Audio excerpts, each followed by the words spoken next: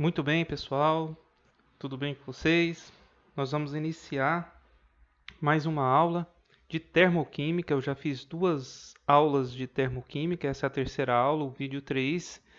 E nessa aula nós vamos falar dos fatores que influenciam no valor do ΔH de uma reação.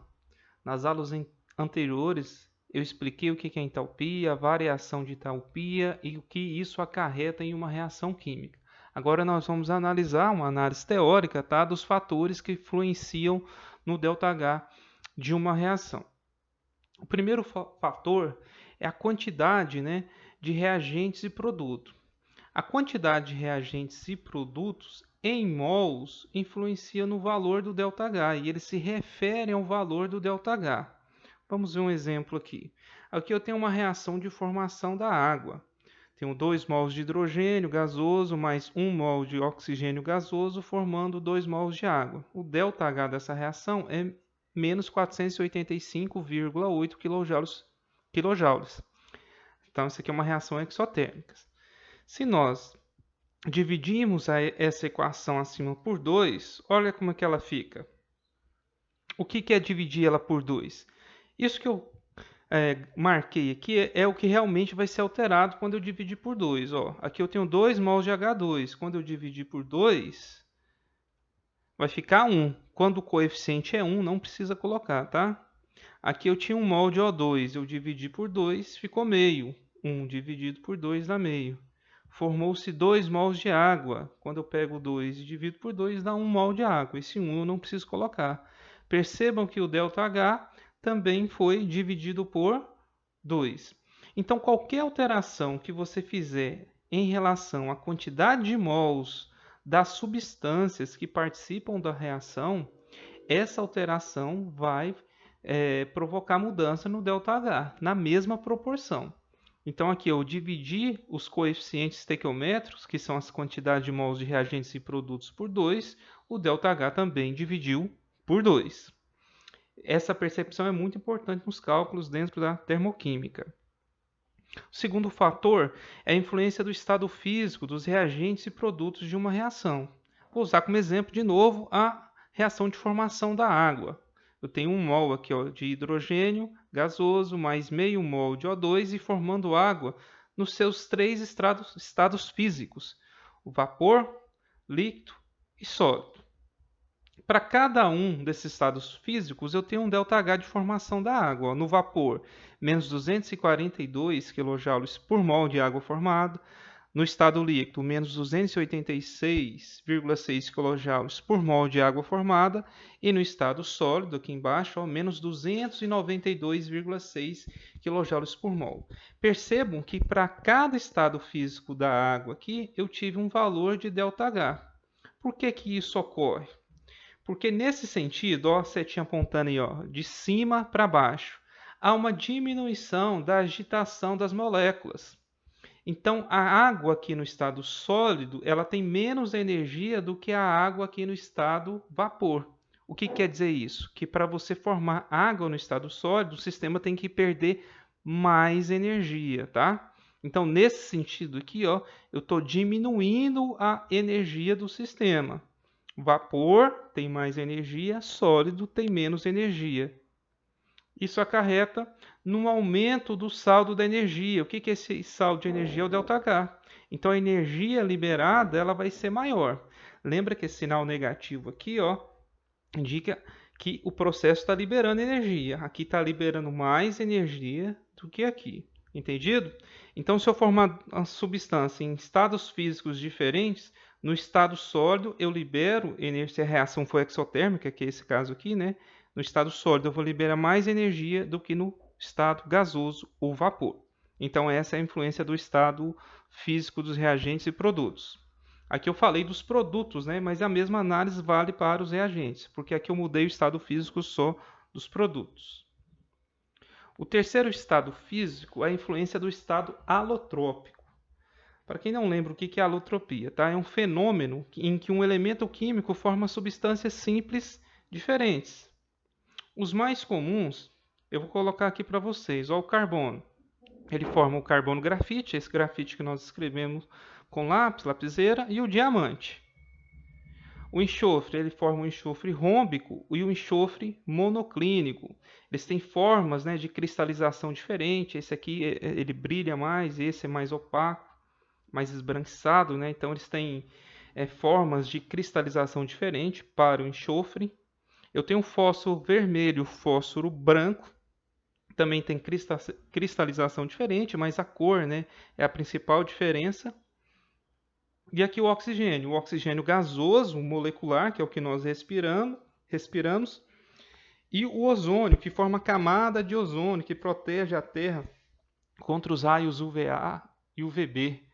Hoje em dia o ozônio é utilizado até mesmo no processo de tratamento, né, de água. Ele é um excelente bactericida, fungicida, ele mata bastante os micro-organismos.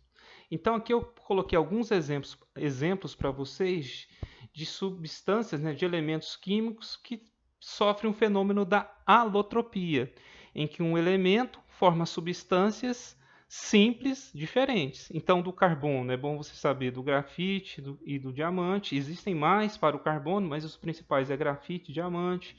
O enxofre, o rômbico e o monoclínico, o fósforo, o vermelho, que é aquele que está nos palitos de fósforo, tá? E o branco, que já foi usado até como arma química, o oxigênio, o O2 e o O3. Oxigênio molecular e o oxigênio que forma o ozônio, o O3. Como regra geral, pessoal, a forma alotrópica mais estável ela vai ser sempre menos reativa e ela terá entalpia menor, enquanto que a forma alotrópica menos estável vai ter entalpia maior. Então, isso quer dizer o quê? Que numa equação termoquímica, quando nós formos estudar, se aparecer só o carbono lá, vai aparecer sempre o mais estável do carbono, o alótropo mais estável dele, que é o grafite. Ou seja, ele tem menos energia do que o diamante. Tá? Do enxofre, o mais estável é o rômbico. Do fósforo é o vermelho e o oxigênio é o O2. Sempre o mais estável, que vai ser a espécie menos reativa, é o mais abundante na natureza. Então, entre os carbonos, grafite e diamante, qual tem mais na natureza? O grafite. Enxofre, rômbico e monoclínico, qual que é o mais abundante na natureza? O rômbico. O fósforo, vermelho e branco, o mais abundante é o mais estável, o vermelho. O oxigênio, o que tem mais na nossa atmosfera aí, entre oxigênio e O3, né, o que é o ozônio? Eu tenho mais oxigênio. Então, essa é a influência do estado alotrópico. Sempre o mais estável terá menos energia, menor ΔH, tá? Do que o mais, o mais reativo, que é o menos estável. O quarto, a influência da temperatura e pressão. A pressão, pessoal, ela só vai influenciar quando eu tiver pressões superiores a 1000 atm, 1000 atmosferas. São valores absurdos de pressão, né? Então, para nós aqui nas nossas questões, não vão aparecer pressões superiores a esse valor. A temperatura. Aqui eu tenho uma reação de formação da água, né? Nossa reaçãozinha. Para 1 mol de água formada aqui, está liberando menos 68,56 quilocalorias por mol nessa temperatura e nessa pressão. Numa segunda reação aqui, se você comparar, é a mesma reação. Eu tenho os mesmos reagentes e quantidades deles, só que o ΔH, a energia liberada, aumentou. Foi para 71 kcal por mol. O que mudou dessa reação para essa reação? Justamente a temperatura. Ó. Ela era 25 graus Celsius e foi para 75 graus Celsius. Então, de maneira geral, um aumento da temperatura faz com que as reações absorvam ou liberem mais calor. No caso aqui, ela está liberando mais calor, tá? Porque a reação é exotérmica. E para a gente finalizar, o quinto fator, né, que pode influenciar o ΔH das reações é a dissolução ou diluição, tá? Primeiro eu vou falar diluir, né? Diluir significa diminuir o quê? A concentração quando você adiciona água, que é solvente, que é o mais usado, ou retira soluto, que é o menos usado. Então, quando você pega uma solução e adiciona água a ela, você fez uma diluição.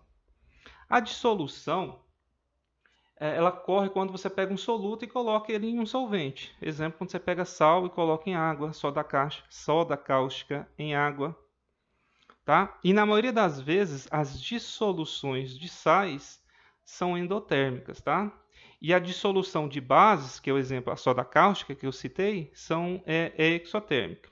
E a ionização dos ácidos, né, que é a formação de um ácido, é exotérmica. Isso aqui não chega a ser uma regra, tá? Eu até coloquei aqui, ó, na maioria das vezes, para dissolução e o que significa aqui diluição. Vamos entender isso aqui. Os dois processos estão relacionados com a quantidade de água. Então, isso aqui tem uma tabela obtida de dados experimentais bastante interessante, ó. Quando não tem nada diluído ou dissolvido, ΔH 0, né?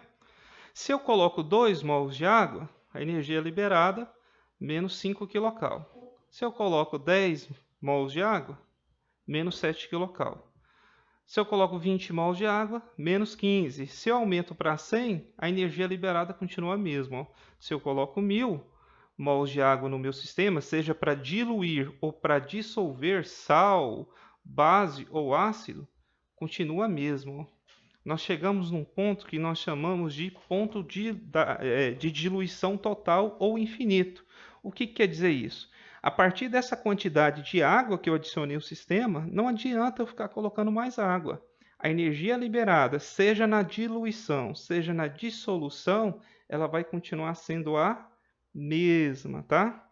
Esse é o ponto de diluição total ou infinito. Tem uma definição aqui, ó.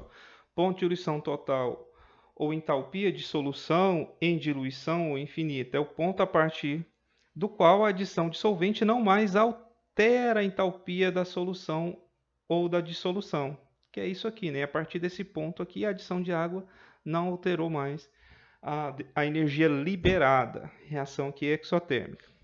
Então, pessoal, com esse slide eu finalizo essa aula, né? Que eu falei só dos fatores que afetam o ΔH das reações. Anotem aí, né, essas definiçõezinhas. É importante você ter isso anotado, que isso vai te ajudar a interpretar muitas questões de vestibulares e Enem. É isso aí, até mais, um abraço.